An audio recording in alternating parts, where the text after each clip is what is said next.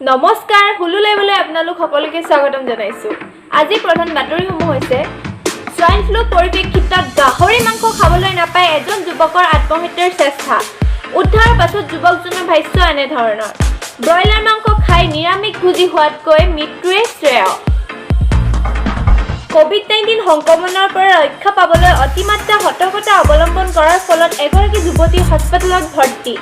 প্ৰাপ্ত তথ্য মতে নিজে ভাইৰাছ মুক্ত কৰাৰ উদ্দেশ্যে চেনিটাইজাৰে কুলুকুলু কৰাৰ ফলত যুৱতীগৰাকী মূৰ্ছা যায়। এইখিনিতে আহি পৰিছে আমাৰ মাজত আন এক ব্ৰেকিং নিউজ। এই ব্ৰেকিং নিউজটোৰ এক্সক্লুচিভ আমাৰ চেনেলতে আছে।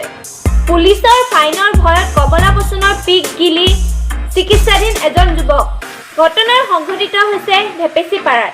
এই ঘটনাৰ বিষয়ে বিতং তথ্য জনাবলৈ উপস্থিত হৈছে আমাৰ সাংবাদিক হৰেণকাই। হয় হৰেণকাই। হয় হৰেণকাই। হয় ছোৱালী নিশ্চিতভাৱে নিশ্চয় এটা হয় হৰেণকাই, প্ৰকৃততে ভেপেচিপাৰাত হৈছিল কি জনাব? হয় ছোৱালী, সঁচাকৈ এক তীব্ৰ চাঞ্চল্যকৰ বিষয়। ইমানেই চাঞ্চল্যকৰ বিষয় যে মই এই মানুহৰ ঘৰৰ ছাদত উঠি পেলাই মই ৰিপৰ্ট কৰি থাকিবলগীয়া হৈছে। ঘটনাৰ বিৱৰণী পোৱা মতে হৈছে কি, মানে এজন যুৱকে 3 পেকেট কমলা পচন কেপি 3 পেকেট কেপি একেলগে মুখত ঢালি লয় আৰু তেতিয়া পিক পেলাব লওঁতে আৰক্ষীৰ গাড়ীখন অহা পৰিলক্ষিত হয় তেখেতৰ। অসম চৰকাৰৰ কিন্তু নতুন নিয়ম মতে পিক পেলালে যিটো ফাইন হোৱা নিয়ম, সেই নিয়ম মতে তেওঁ ফাইন হোৱাৰ ভয়তে গোটেই পিকখনে এৰি দিয়ে।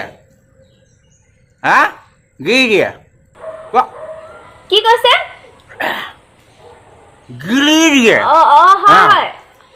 লগে লগে গিলি দিয়াৰ পৰিপ্ৰেক্ষিতত ঘটনাস্থলীতে যুৱকজন বাগৰি পৰে, ঢলি পৰে বাগৰি।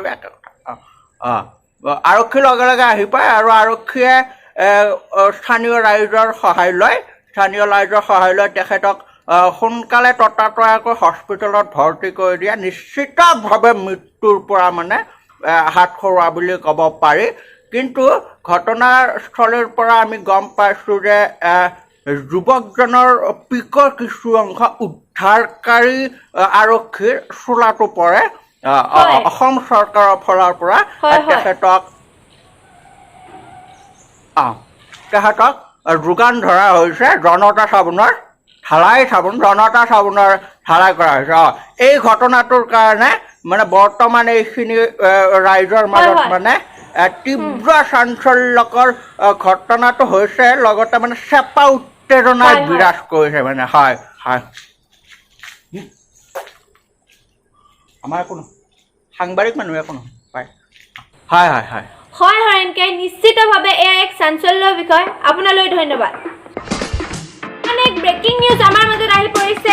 হোৱাটছএপ ইউনিভাৰ্চিটি গৱেষকসকলে উদ্ভাৱন কৰিছে এক যুগান্তকাৰী আৱিষ্কাৰ।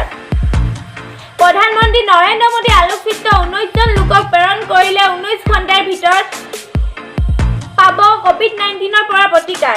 এয়া এই মুহূৰ্তৰ ব্ৰেকিং নিউজ।